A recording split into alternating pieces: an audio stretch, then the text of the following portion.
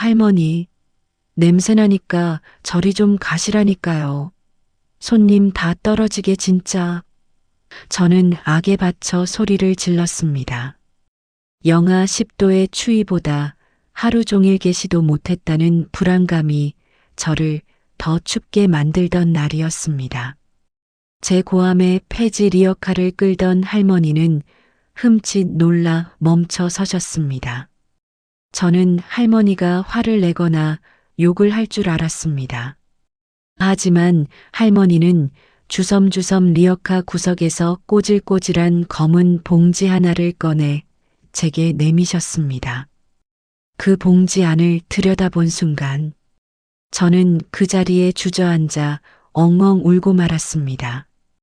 그날 그 검은 봉지 안에는 세상에서 가장 뜨거운 위로가 담겨 있었습니다. 안녕하세요. 저는 지방의 한 소도시에서 작은 노점을 하고 있는 29살 청년 박준수입니다. 젊어서 고생은 사서도 한다지만 저에게 지난 겨울은 유독 혹독했습니다. 취업 실패 후 어머니 병원비라도 보태보겠다고 시작한 붕어빵 장사. 하지만 자리가 안 좋은 건지 제가 요령이 없는 건지 장사는 신통치 않았습니다. 재료비는 오르지 가스비는 밀렸지. 그날도 점심때가 지나도록 붕어빵 3개, 딱 1,000원어치 판 게 전부였습니다.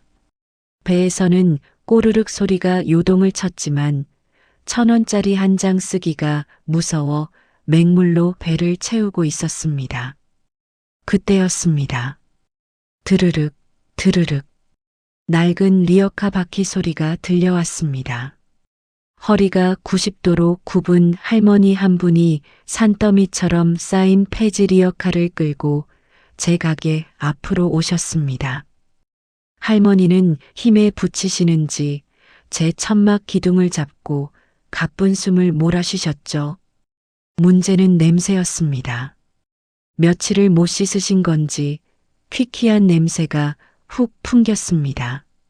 안 그래도 예민해져 있던 저는 그게 너무 거슬렸습니다. 마침 저 멀리서 커플 손님이 오려다 말고 할머니를 보고는 방향을 트는 것 같았습니다. 순간 욱하는 마음에 제 입에선 모진 말이 튀어나갔습니다. 아, 할머니, 여기서 이러고 계시면 어떡해요. 장사 방해되게. 저쪽 가서 쉬세요. 저쪽 가서. 냄새나서 손님들 다 도망가잖아요. 제 목소리는 도끼로 가득 차 있었습니다. 사실 할머니가 잘못한 것도 아닌데 제 처지를 남 탓으로 돌리고 싶었던 못난 화풀이였죠.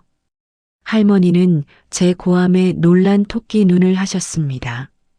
그리고는 미안여. 내가 길을 막았네.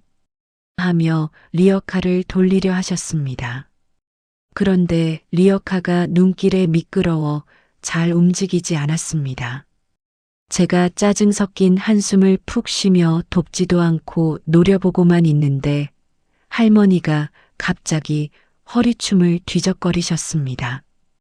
그러더니 리어카 폐지 더미 깊숙한 곳에서 꼬깃꼬깃한 검은 비닐봉지 하나를 꺼내셨습니다. 뭐야? 쓰레기를 버리고 가려는 건가? 제가 경계하는 눈빛으로 보는데 할머니가 떨리는 손으로 그 봉지를 제 앞에 툭 놓으셨습니다. 총각, 밥은 먹고 혀. 네. 아까부터 보니까 물만 들이키던데. 젊은 사람이 굶으면 쓰나. 할머니는 멋쩍은 듯 웃으며 덧붙이셨습니다. 이거 내가 오다가 주웠어. 냄새 안 나니까 욕이라도 혀. 할머니가 절뚝거리며 리어카를 끌고 멀어진 뒤 저는 홀린 듯 봉지를 열어보았습니다. 봉지 안에는 아직 온기가 남아있는 따뜻한 배지밀 두유한 병과 은박지에 쌓인 김밥 한 줄이 들어있었습니다. 그리고 김밥 옆에는 거스름 돈으로 받은 듯한 100원짜리 동전 몇 개가 흩어져 있었습니다. 주었다는 건 거짓말이었습니다. 폐지를 주어 번 쌈짓돈으로 하루 종일 굶고 있는 저를 위해 편의점에서 사오신 게 분명했습니다. 그제야 기억이 났습니다. 아까부터 맞은편 골목에서 할머니가 폐지를 줍다 말고 저를 자꾸 쳐다보셨던 것을요. 제 배에서 나는 꼬르륵 소리를, 제 한숨 소리를 할머니는 다 듣고 계셨던 겁니다. 으아앙. 저는 붕어빵 기계를 잡고 소리내어 울었습니다. 부모님도 아닌 낯선 어른에게, 그것도 제가 냄새난다고 쫓아낸 분에게 밥을 얻어먹다니요. 김밥을 한 입 베어 물었는데 눈물 콧물이 범벅되어 무슨 맛인지도 모르고 삼켰습니다. 목이 메어왔지만 가슴속 차가운 응어리가 녹아내리는 기분이었습니다. 저는 갓 구운 붕어빵을 봉투가 터질 만큼 가득 담았습니다. 슈크림, 팥 가리지 않고 다 담았습니다. 그리고 잠시 외출 중 팻말을 걸고 미친 듯이 뛰었습니다. 할머니, 할머니. 골목 어귀에서 힘겹게 리어카를 밀고 가는 할머니가 보였습니다. 저는 땀범벅이 된 채 할머니 앞을 막아서고는 붕어빵 봉투를 리어카 위에 올렸습니다. 이거 드세요. 제가 잘못했어요. 죄송해요, 할머니. 제가 엉엉 울며 고개를 숙이자 할머니는 거칠고 차가운 손으로 제 손을 잡아주셨습니다. 아이고, 울지 마.